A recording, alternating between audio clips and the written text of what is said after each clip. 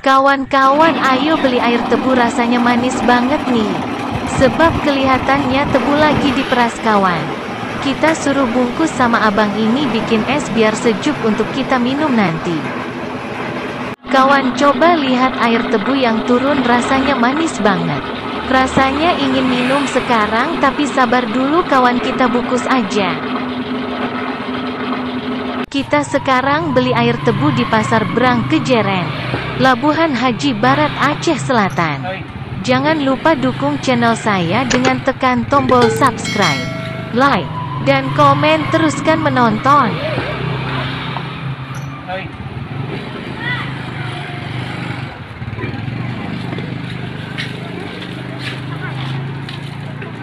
Bu, ya bu.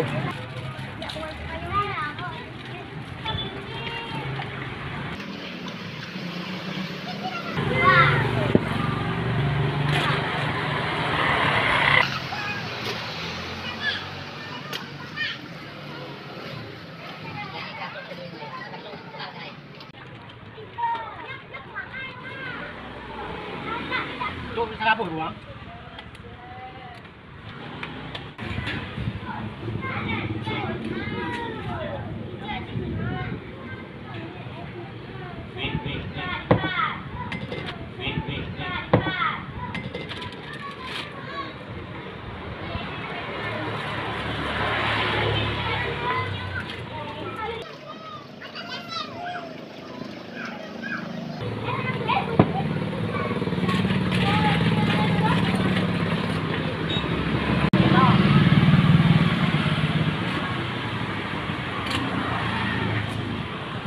Lah.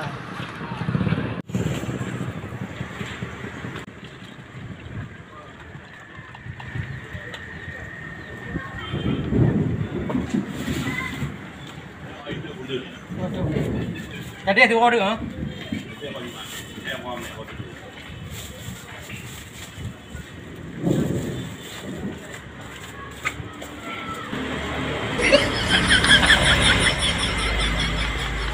Terima kasih.